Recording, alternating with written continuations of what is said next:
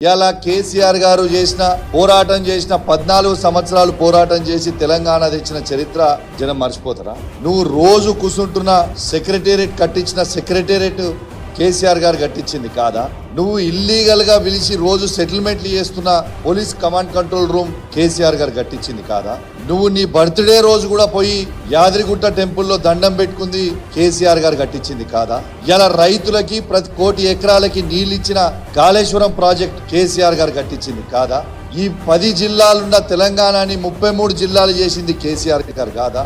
ఇలా ప్రతి జిల్లాలో అద్భుతమైన కలెక్టరేట్లు కట్టించింది కేసీఆర్ గారు కాదా? ఇలా రైతు బంధు ఇచ్చింది కేసీఆర్ గారు కాదా? ఇలా 24 గంటల ఫ్రీ కరెంట్ ఇచ్చింది కేసీఆర్ గారు కాదా? ఇలా దురదృష్టవశాత్తు ఎవరైనా రైతు చనిపోతే రైతు బీమా ఇచ్చింది కేసీఆర్ గారు కాదా? ఇలా తాతలకి అవ్వలకి 2000 రూపాయల పెన్షన్ ఇచ్చింది కేసీఆర్ గారు కాదా? ఇలా ఆడబిడ్డలకి పెళ్లి చేస్తే మేనమామలాగా 1,116 రూపాయలు కళ్యాణ లక్ష్మి ఇచ్చింది కేసీఆర్ గారు కాదా? మళ్ళా వాళ్ళు గర్భిణీ శ్రీ అయి హాస్పిటల్కి వస్తే ఫ్రీగా డెలివరీ చేసి కేసీఆర్ కిట్ ఇచ్చి మగబిడ్డ పుడితే 12,000 ఆడబిడ్డ పుడితే 13,000 ఇచ్చింది కేసీఆర్ గారు కాదా? తాతలకు అవ్వలకి కంటి వెలుగు ప్రోగ్రాం పెట్టి ఫ్రీగా అద్దాలు ఇచ్చి కంటి ఆపరేషన్లు చేయించింది కేసీఆర్ గారు కాదా? మిషన్ కాకతీయ చెరువులు కట్టించింది కేసీఆర్ గారు కాదా? ఇలా 33 మెడికల్ కాలేజ్ కట్టించింది కేసీఆర్ గారు కాదా?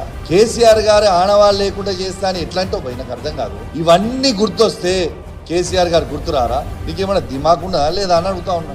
ఎంతసేపు కేసీఆర్ గారిని తిట్టడం మాత్రం మంచి పద్ధతి కాదు అని పదే సార్లు చెప్తా ఉన్నా. నువ్వు ఒక్క మాట తిడితే మేము 10 మాటలు తిడతామని చెప్పిన నీకు ఆల్రెడీ ఇంతకుముందు.